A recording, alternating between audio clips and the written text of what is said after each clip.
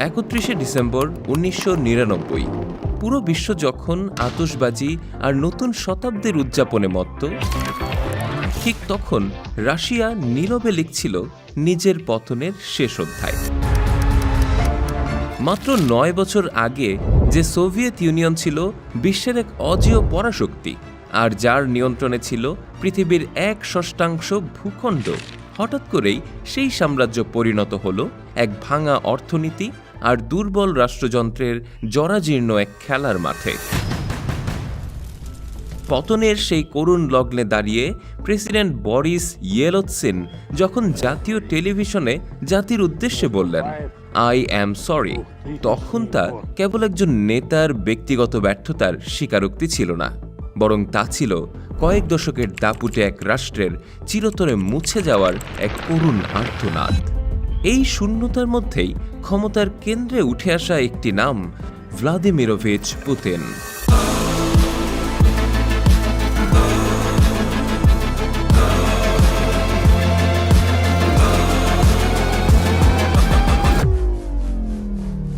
রাশিয়ার ইতিহাস ঘাটলে একটি জিনিস খুব দ্রুত চোখে পড়ে।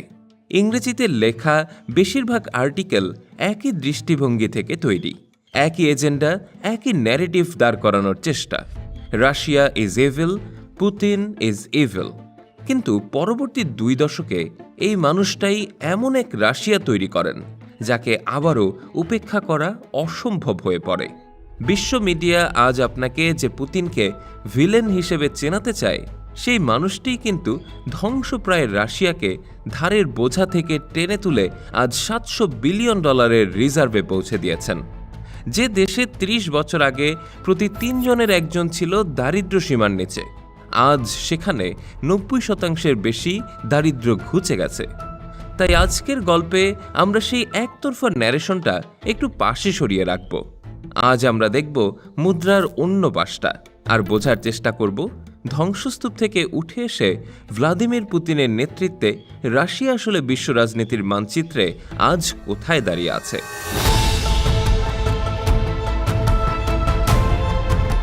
Do you respect Putin? I do respect him. Do you? Why?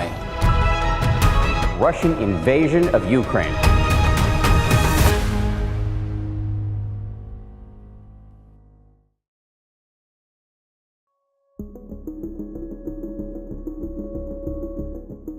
কখনো কখনো একজন মানুষ পুরো একটা শতাব্দী বদলে দিতে পারে, কিন্তু সেই মানুষটাকে বুঝতে হলে আগে দেখতে হবে সে ঠিক কোন ধ্বংসস্তূপের উপর দাঁড়িয়ে কাজ শুরু করেছিল। 1991 সাল, বিশ্বের 11টি টাইম জোন জুড়ে থাকা বিশাল সোভিয়েত ইউনিয়ন যখন তাসের ঘরের মতো ভেঙে 15 টুকরো হয়ে গেল, তখন ক্রেমলিন থেকে শেষবারের মতো নামিয়ে ফেলা হলো সেই ঐতিহাসিক লাল পতাকা। ইউক্রেন বা বাল্টিক রাষ্ট্রগুলো ঝুঁকল পশ্চিমের দিকে, আবার মধ্য এশিয়ার দেশগুলো হাত মেলালো চীনের সাথে। কিন্তু এই ভাঙনই শেষ ছিল না। রাশিয়ার জন্য আসল বিপদটা শুরু হলো ঠিক এর পরেই। সোভিয়েত ইউনিয়নের সে বিশাল সাম্রাজ্য যখন ধসে পড়ল, তখন রাশিয়ার সামনে দাঁড়িয়েছিল এক অনিশ্চিত ভবিষ্যৎ। 1991 সালের আগে জ্বালানি, খনিজ সম্পদ কিংবা যোগাযোগের মতো বড় বড় ইন্ডাস্ট্রিগুলো ছিল রাষ্ট্রের নিয়ন্ত্রণে। কিন্তু পতনের পর এক বিশৃঙ্খল রাষ্ট্র সামলাতে গিয়ে সরকার বাধ্য হল এই অমূল্য সম্পদগুলোকে বেসরকারি হাতে তুলে দিতে। আর ঠিক এই সংকটের বুক চিরে জন্ম নিল রাশিয়ার সেই কুখ্যাত অলিগার গোষ্ঠী। একসময়ের রাষ্ট্রীয় সম্পদগুলো চলে গেল মুষ্টিমেয় কিছু মানুষের ব্যক্তিগত পকেটে, যারা কেবল ব্যবসায়ী নয়, ধীরে ধীরে ক্রেমলিনের রাজনীতিকেও নিয়ন্ত্রণ করতে শুরু করল। তখনকার প্রেসিডেন্ট বরিস ইয়েলৎসিন ছিলেন একজন দুর্বল নেতা, যার শাসনামলে সাধারণ রাশিয়ানরা নিজেদের চরম অপমানিত বোধ করত। অনেকের চোখেই তিনি ছিলেন পশ্চিমের হাতের পুতুল। এই দুর্বল নেতৃত্বের সুযোগে দেশের অর্থনীতিতে হানা দিল ভয়াবহ মুদ্রাস্ফীতি, আর রাশিয়ার কাঁধে চেপে বসল $40 বিলিয়ন ঋণের বোঝা। দারিদ্র্য এমন এক পর্যায়ে পৌঁছালো যে সাধারণ মানুষের কাছে দুবেলা খাবারের মতো মৌলিক জিনিস কেনারও টাকা অবশিষ্ট ছিল না। রাশিয়ার ইতিহাসে বিশৃঙ্খলার এই চরম সময়টাকে আজও মানুষ মনে রেখেছে এক আতঙ্কের নাম হিসেবে, দ্য ওয়াইল্ড 90s। সাধারণ মানুষ যখন মুদ্রাস্ফীতি আর চরম দারিদ্র্যের দিশেহারা, তখন এই ওয়াইল্ড 90s অন্ধকার থেকে রাশিয়াকে টেনে তোলার জন্য দরকার ছিল এক লৌহ মানবের। আর 1999 সালে যখন এক অখ্যাত কেজিবি এজেন্ট হিসেবে ভ্লাদিমির পুতিন প্রধানমন্ত্রী পদে বসলেন, রাশিয়ার মানুষ যেন অন্ধকার সুড়ঙ্গের শেষে আলোর দেখা পেল। передается самым демократическим.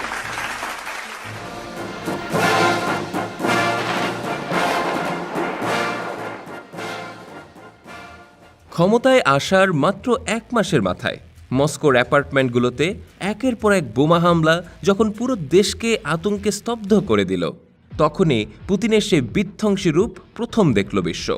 তিনি বজ্রকণ্ঠে ঘোষণা করলেন, সন্ত্রাসীদের যেখানেই পাওয়া যাবে সেখানে গিয়েই তাদের ধ্বংস করা হবে, এমনকি টয়লেটে থাকলেও। ধারণা করা হলো চেচনিয়া এর মুক্তিকামী যোদ্ধারা এর সাথে জড়িত ছিল।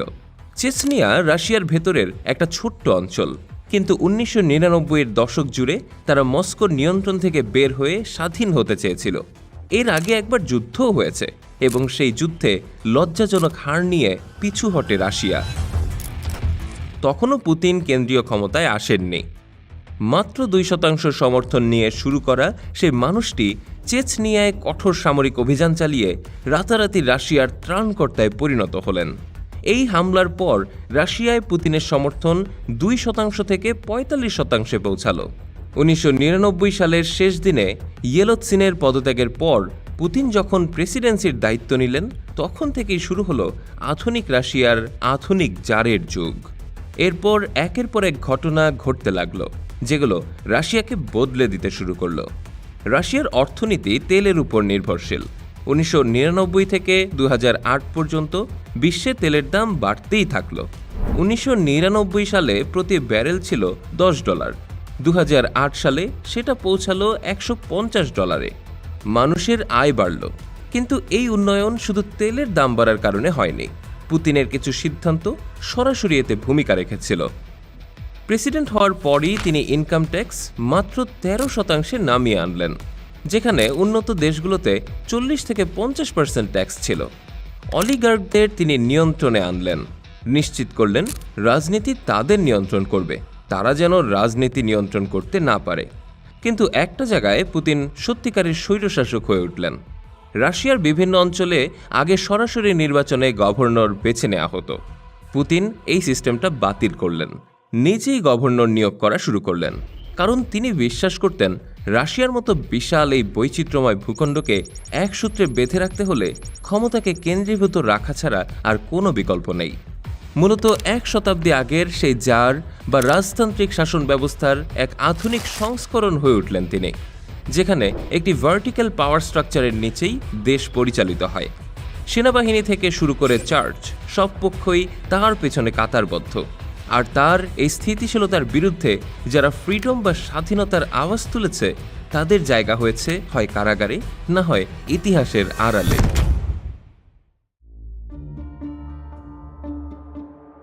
অনেকের মতেই পুতিন রাশিয়ায় নয়েজি ফ্রিডম বা শোরগোলপূর্ণ স্বাধীনতা কেড়ে নিয়ে উপহার দিয়েছেন এক নিরেট স্টেবিলিটি। তবে পুতিন জানতেন শুধু দেশের ভেতরের নিয়ন্ত্রণই যথেষ্ট নয়, বিশ্বমঞ্চে দাপট দেখাতে হলে চাই এক অজেয় হাতিয়ার। আর সেই হাতিয়ার হয়ে উঠল গ্যাস। 2000 সালের গোড়ার দিকে যখন তিনি অলিগার্কদের একে একে সরিয়ে রাজনীতির লাগাম নিজের হাতে নিলেন, তখনই তিনি নজর দিলেন পাইপলাইনের দিকে। ঘটনাটা প্রথম প্রকাশ্যে এলো 2006 সালের 1 জানুয়ারি। প্রচণ্ড শীতের ভোরে ইউক্রেনের মানুষ ঘুম থেকে উঠে দেখল তাদের ঘরগুলো বরফ হয়ে আছে, গ্যাস নেই। শুধু ইউক্রেন নয়, পোল্যান্ড থেকে অস্ট্রিয়া পর্যন্ত পুরো ইউরোপ তখন একই সংকটে। While there's been heavy snow in parts of Europe, including the UK, in Kiev it's been so bad that a state of emergency has been declared. Moscow একে স্রেফ দাম নিয়ে মতবিরোধ বললেও পর্দার আড়ালের গল্পটা ছিল ভিন্ন। আসলে ঠিক 2 বছর আগে ইউক্রেনের অরেঞ্জ রেভলিউশন পুতিনের কপালে চিন্তার ভাঁজ ফেলে দিয়েছিল। পশ্চিমাপন্থী ভিক্টর ইউশচেস্কোর ক্ষমতায় আসা ছিল ক্রেমলিনের জন্য এক সরাসরি চ্যালেঞ্জ। আর সেই চ্যালেঞ্জের মোক্ষম জবাব পুতিন দিলেন পাইপলাইনের চাবি বন্ধ করে। ইউরোপ সেদিন হাড়ে মজ্জায় টের পেল রাশিয়ার গ্যাস কেনা মানে শুধু জ্বালানি কেনা নয়, বরং পুতিনের অদৃশ্য প্রভাবকে নীরবে মেনে নেওয়া। সোভিয়েত আমল থেকেই রাশিয়ার পাইপলাইনের এই মাকড়সার জাল ছড়িয়ে আছে বাল্টিক থেকে বলকান পর্যন্ত। শীতকালে এই পাইপলাইনের গ্যাস ছাড়া ইউরোপের জনজীবন যেখানে অচল, সেখানে রাশিয়ার গ্যাসপ্রমের মতো সরকারি কোম্পানিগুলো হয়ে উঠল রাশিয়ার সবচেয়ে বড় পররাষ্ট্রনীতি। কিন্তু পুতিন শুধু গ্যাস পাইপলাইনের নিয়ন্ত্রণ পেয়েই থামলেন না। ইউরোপ যখন রাশিয়ার দেয়া গ্যাসে ধীরে ধীরে অভ্যস্ত হয়ে যাচ্ছে, ঠিক তখনই তিনি সিদ্ধান্ত নিলেন এবার কথা বলার সময় হয়েছে। 2007 সালের 4 ফেব্রুয়ারি মিউনিক সিকিউরিটি কনফারেন্সের হলরুমটা তখন পশ্চিমা বিশ্বের বাঘা বাঘা মন্ত্রী, জেনারেল আর কূটনীতিকদের উপস্থিতিতে ঠাসা। ঠিক সেই মুহূর্তে মঞ্চে দাঁড়ালেন ভ্লাদিমির পুতিন। শুরু হলো তার ঐতিহাসিক 50 মিনিটের সেই ভাষণ। এটা কোনো সাধারণ স্পিচ ছিল না, বরং কোনো রকম কূটনৈতিক মোড়ক ছাড়াই তা ছিল পশ্চিমাদের বিরুদ্ধে রাশিয়ার এক সরাসরি ঘোষণাপত্র। конференцию, собравшую политиков. পুতিন সরাসরি ন্যাটোর উপর বিশ্বাসভঙ্গের অভিযোগ তুলে বললেন, সোভিয়েত পতনের পর প্রতিশ্রুতি ছিল তারা আর 1 ইঞ্চিও পূর্বমুখী হবে না। অথচ তখন পোল্যান্ড, চেক রিপাবলিক থেকে বাল্টিক রাষ্ট্রগুলো একে একে সবাই ন্যাটোর কবজায় চলে যায়। তিনি সাফ জানিয়ে দিলেন যে এই এক মেরু বিশ্ব ব্যবস্থা আর গ্রহণযোগ্য নয়, কারণ আমেরিকা একাই পুরো পৃথিবীর বিচারক হতে পারে না। এমনকি পশ্চিমা গণতন্ত্রের মডেল নিয়েও পুতিন এক বিধ্বংসী মন্তব্য করলেন। তার মতে গণতন্ত্র রপ্তানির এই নাটক আসলে ক্ষমতা দখলের এক আধুনিক সংস্করণ ছাড়া আর কিছুই নয়। পুরো হল জুড়ে তখন পিনপতন নীরবতা। পশ্চিমা নেতারা সেদিন স্তব্ধ হয়ে যে বার্তাটি শুনছিলেন, ইতিহাসবিদরা পরবর্তীতে তাকেই তকমা দিয়েছেন নতুন এক কোল্ড ওয়ারের ঘোষণাপত্র হিসেবে। মিউনিখের সেই হুঙ্কারের ঠিক 1 বছর পরেই পৃথিবী বুঝতে পারল পুতিন শুধু কথাই বলেন না, তিনি যা বলেন তা কার্যকর করার ক্ষমতাও রাখেন। 2008 সাল, জর্জিয়ার ভেতরে সাউথ ওশেটিয়া তখন এক উত্তপ্ত জনপদ, যেখানে ন্যাটোর পা রাখার গুঞ্জন শোনা যাচ্ছিল। রাশিয়ার কাছে এটা স্রেফ আন্তর্জাতিক আলোচনা ছিল না, বরং ছিল নিজেদের আঙিনায় পশ্চিমা দাদাগিরির হাতছানি। তাই জর্জিয়া যখন সেখানে সেনা পাঠালো, পুতিন বিন্দুমাত্র সময় নষ্ট করলেন না।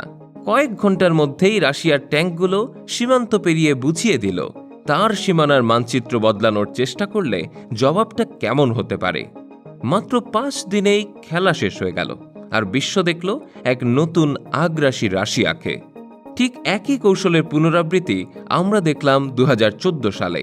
ইউক্রেনের ময়দান বিপ্লব যখন রুশপন্থী প্রেসিডেন্ট ইয়ানুকোভিচকে ক্ষমতা থেকে টেনে নামালো, পুতিনের কাছে সেটা ছিল স্রেফ অপমান। তিনি বুঝতে পারলেন ইউক্রেন হাতছাড়া হয়ে যাচ্ছে। আর ঠিক তখনই ক্রিমিয়া উপদ্বীপে দেখা গেল এক অদ্ভুত দৃশ্য। রাতারাতি সেখানে উদয় হলো শত শত সশস্ত্র সেনা। তাদের পরনে ছিল জলপাই রঙের ইউনিফর্ম, হাতে আধুনিক অস্ত্র। কিন্তু আশ্চর্যের বিষয় হলো তাদের পোশাকে কোনো দেশের পতাকা বা পরিচয় ছিল না।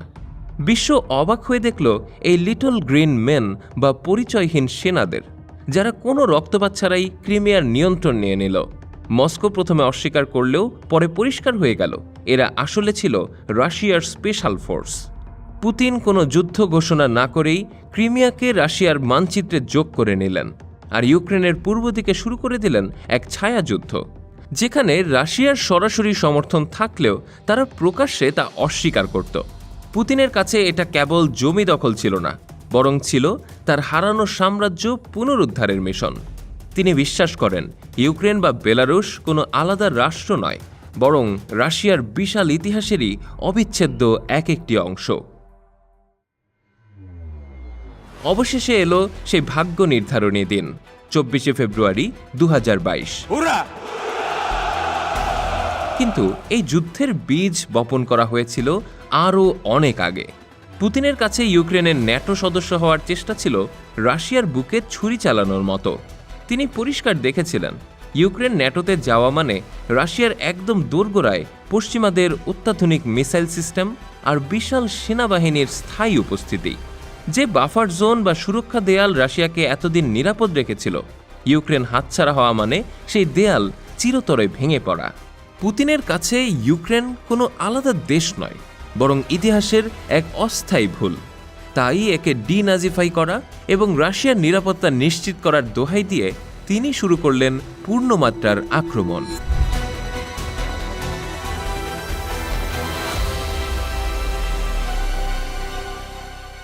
ক্রেমলিনের ছক ছিল পরিষ্কার, কয়েকদিনেই কিয়েভ দখল হবে, জেলেন্সকি পালাবেন, আর সেখানে বসানো হবে এক রুশপন্থী সরকার।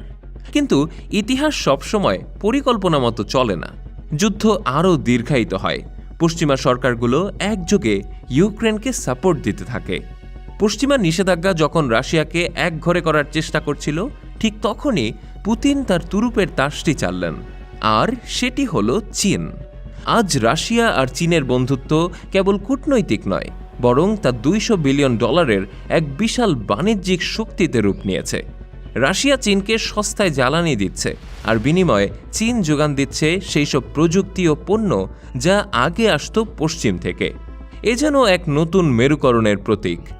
এই যুদ্ধ পুতিনের জীবনের সবচেয়ে বড় জুয়া হতে পারে, কিন্তু চীনের সমর্থন সেই জুয়ায় তাকে এখনও টিকে থাকার শক্তি দিচ্ছে। আসলে পুতিনকে বোঝার সবচেয়ে বড় ভুল হলো তাকে ডিকটেটর বা ইম্পেরিয়ালিস্টের মতো সহজ কোনো সংজ্ঞা দিয়ে বিচার করা। এই তকমাগুলো আংশিক সত্য হলেও পুতিন মূলত একজন কট্টর রিয়েলিস্ট। তিনি বিশ্বাস করেন আন্তর্জাতিক রাজনীতিতে মানবিক মূল্যবোধ নয়, বরং শেষ কথা বলে শক্তি। তার কাছে রাশিয়ার একটা নির্দিষ্ট প্রভাব বলয় বা স্ফিয়ার অফ ইনফ্লুয়েন্স থাকা জরুরি, আর সেই বলয়ে বিদেশি শক্তির উপস্থিতি রাশিয়ার অস্তিত্বের জন্য হুমকি। এটি কেবল পুতিনের একার জেদ নয়, বরং এটি রাশিয়ার শতবর্ষ পুরনো সেই রাষ্ট্রচিন্তারই প্রতিফলন। 70 বছর বয়স পেরিয়েও পুতিন আজও রাশিয়ার ক্ষমতার কেন্দ্রবিন্দুতে অটল। 2036 সাল পর্যন্ত টিকে থাকার আইনি পথ তিনি আগেই প্রশস্ত করে রেখেছেন। এখন প্রশ্ন হল, ইতিহাস তাকে কিভাবে মনে রাখবে? একদল বলবে তিনি সেই নেতা যিনি ধসে পড়া এক দেশকে টেনে তুলেছেন এবং পশ্চিমের একক আধিপত্যকে চুরমার করে রাশিয়াকে আবারও বিশ্ব রাজনীতির মধ্যমণিতে বসিয়েছেন। অন্য দল বলবে তার শাসনামলে রাশিয়ার মানুষের ব্যক্তিগত স্বাধীনতা ভুলণ্ঠিত হয়েছে এবং ইউক্রেনের এক রক্তক্ষয়ী যুদ্ধ ধ্বংস করেছে লাখো মানুষের জীবন। প্রকৃতপক্ষে এই দুই বিপরীতমুখী বয়ানেই সত্যের উপাদান রয়েছে, কারণ ক্ষমতার গল্প কখনোই সরল রেখায় চলে না। ইতিহাসের এই জটিল ধূলিকণায় কেউই পুরোপুরি নায়ক নয়, আবার কেউই পুরোপুরি ভিলেন নয়। সবটাই নির্ভর করে আপনি কোন লেন্স দিয়ে ইতিহাসকে দেখছেন তার উপর।